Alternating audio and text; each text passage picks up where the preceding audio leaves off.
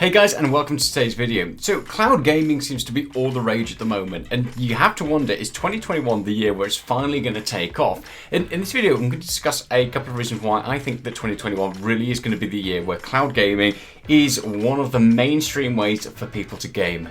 So first things first, we just need to explore what happened last year. And last year we saw so many different things happening. Now, cloud gaming isn't something new. It's been around for absolutely ages, and it's something that I've been using for a very long time. I've been using Nvidia GeForce Now for ages, since it was back in its beta stages on the original Nvidia Shield tablets and the Shield TV.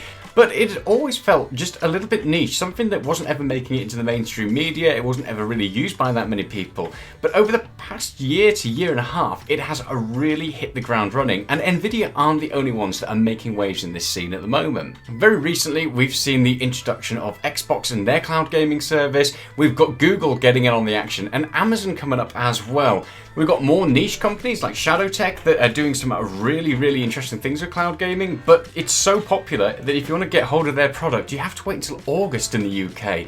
And things are really exploding, and there's quite a few reasons for that. So first things first, and it's the obvious one, internet is getting better. More and more consumers have better, faster and more reliable connections at home, which means that they're going to be able to actually do cloud gaming. And it's one of those things that's always kind of got in the way. I've always had a pretty good connection, but the reliability of the service has always been a bit wishy-washy. Some games worked well, others didn't. Dropout and latency and all sorts of things like that absolutely made it a bit of an unplayable mess at times. But now it's really reliable. You just need to take a look at some of our reviews that we've done on things like GeForce Now, and it's a very playable service on 5G, on Wi-Fi, when you're hooked up via Ethernet. There's so many great ways to play it, and it just works incredibly well.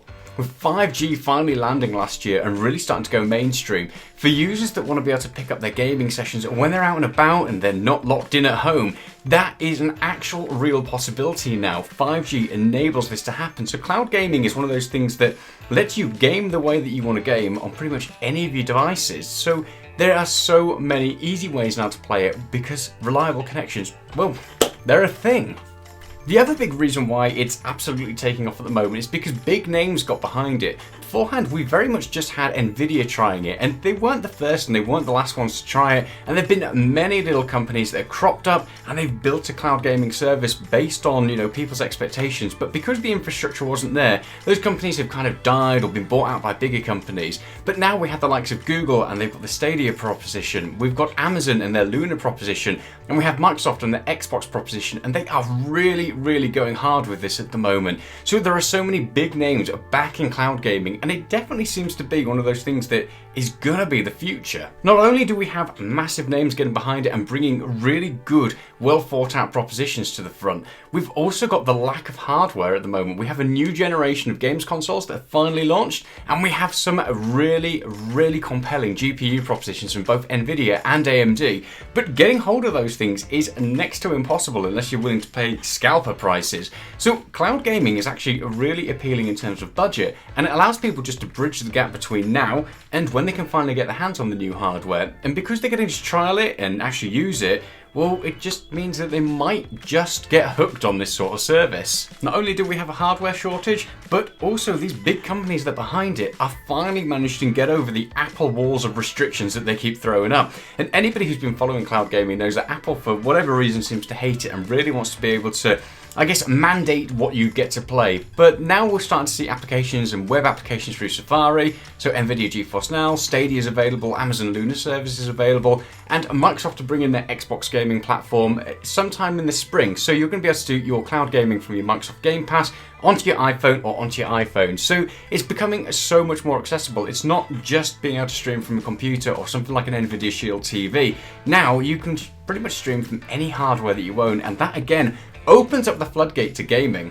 And then the final thing that we're going to touch on in terms of why it's so popular is because everybody's locked in at the moment. So people aren't developing a gaming hobby, they're getting hooked, they're rediscovering that gaming hobby, and it's just making gaming, again, a mainstream thing. So many people are playing, it's just such a great time for gaming. So cloud gaming, again, is another way for people to play who don't have that hardware, who are locked in at the moment, who can't get hold of things, and it just opens up another avenue. Now, it's not all daisies, obviously it's not, and there are a few massive concerns. There are so many great things that happened last year in terms of cloud gaming, and I can definitely see that this year is going to be monumentally good. We've got all the big players in there at the moment. They've ironed out their services. They've got some very attractive propositions, and the whole thing seems to be working really, really well. But I'm skeptical and I'm very worried about what's going to happen in the future of game streaming.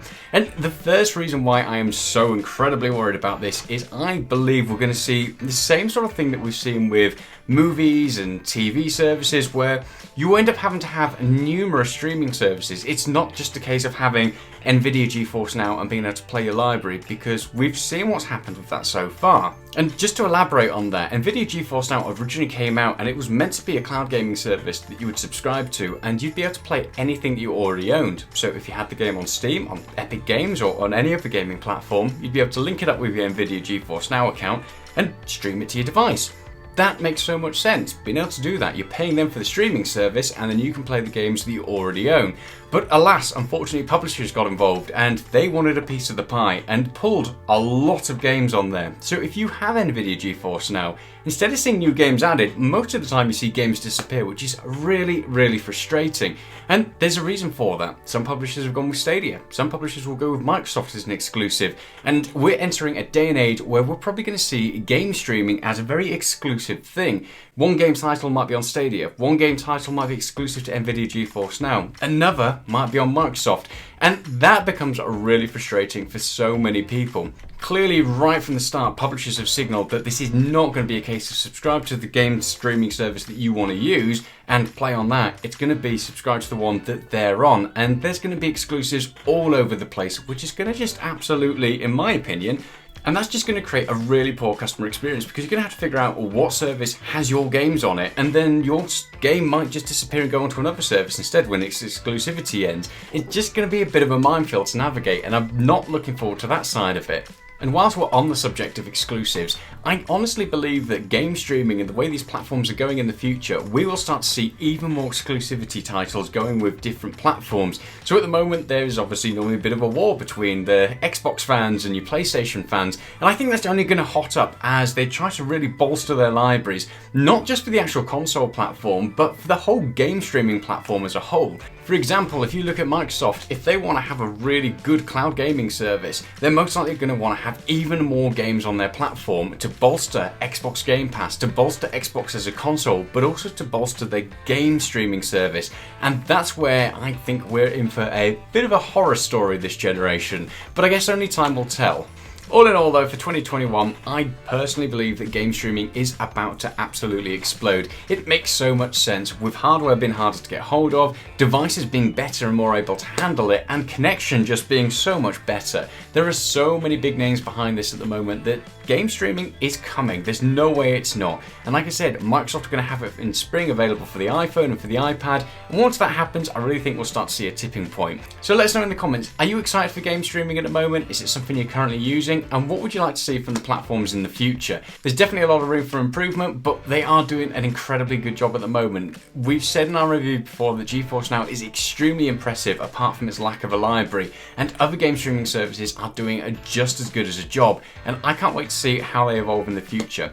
A lot of commenters recently have been talking about the fact that this really gives an opportunity to break into those sort of low-income markets where people can't afford to buy something like an Xbox up front or build their own PC, but they could afford maybe a game streaming subscription. And if these game streaming platforms can get it right, it gives them a whole new range of customers. So there is so much interesting stuff happening at the moment in game streaming, and it could really redefine the way that we play games, and I'm very excited for it. So let us know in the comments what your thoughts are on this. Are you excited? Are you not? And are you concerned, like I am, about some of the things that publishers are probably going to do in terms of exclusivity? Who knows what's going to happen next? We know a few definite, and it's definitely going to get better and better. Now, if this video's helped you, hit that subscribe button and come along for some more awesome content in the future. And pop on over to our social media channels as well, because we have a growing community over there. It'd be great to see you there. So in the meantime, stay safe and goodbye.